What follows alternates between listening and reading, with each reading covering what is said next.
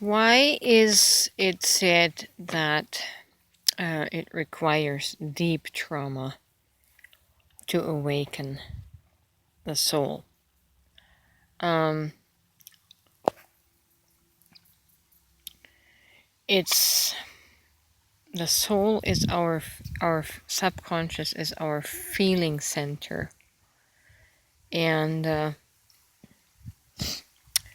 all of our life, starting from children, we get lulled into a fairy tale sleep, kind of like Snow White and the Seven Dwarfs.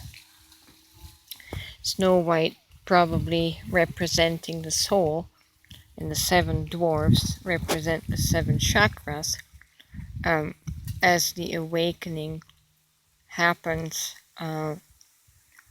with the Kundalini, once the Kundalini starts rising through the seven chakras, the seven dwarfs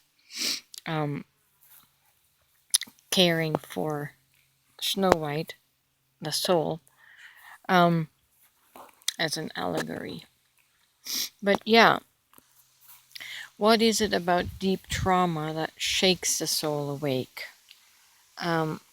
It's because trauma is so painful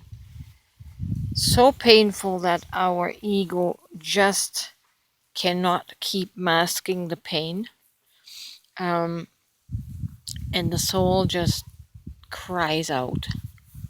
The soul just feels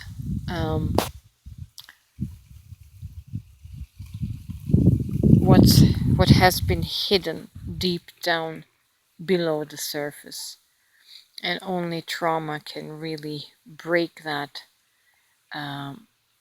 gate open, break that lock open, because in our ego state mind, the ego, its function is to preserve us and to protect us and to keep us from breaking apart. But it preserves us so well that it essentially locks the soul away into a non-functioning state, into the sleeping state of total amnesia to the soul world and the spirit world. And often the spiritual path that we immerse ourselves into is also just a mental egoic response in trying to keep the body and the soul as comfortable in this life as possible.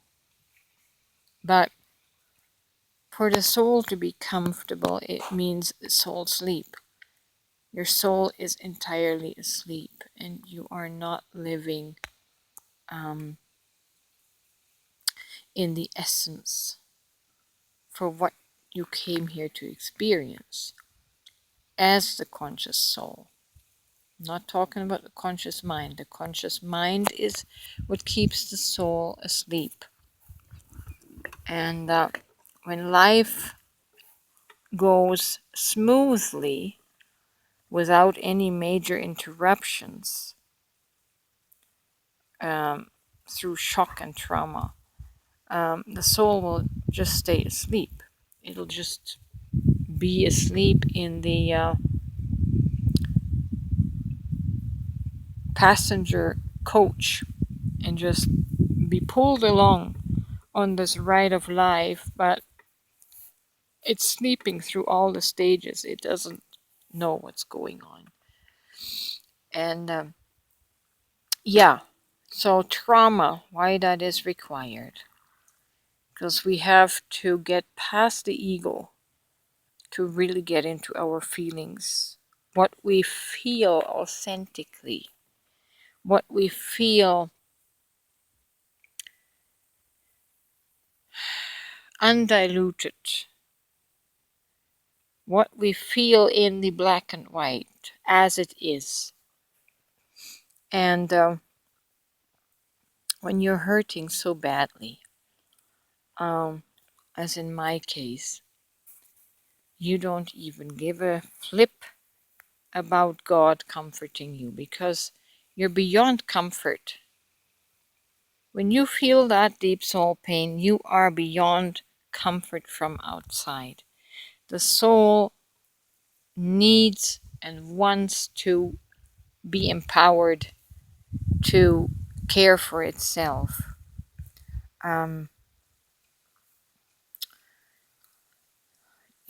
soul doesn't want to live in the disempowerment of codependency. And even with God, if I give my honest, true feelings a voice right now, and it's going to offend a lot of people that have not gone to the depths of their own pain, but my soul can only say, in regards to God comforting me, where were you in all the years that my soul was asleep? Right? God was there loving me basically to sleep, loving my soul to sleep, keeping my soul in comfortable slumber. So the love of God did not wake me up. If we use the allegory of God and Satan and the devil that brings trouble into your life, then it would be appropriate to say that the devil is actually your friend, not God, because God keeps you comfortable and keeps you asleep. And the devil comes along and throws horrible trauma into your path.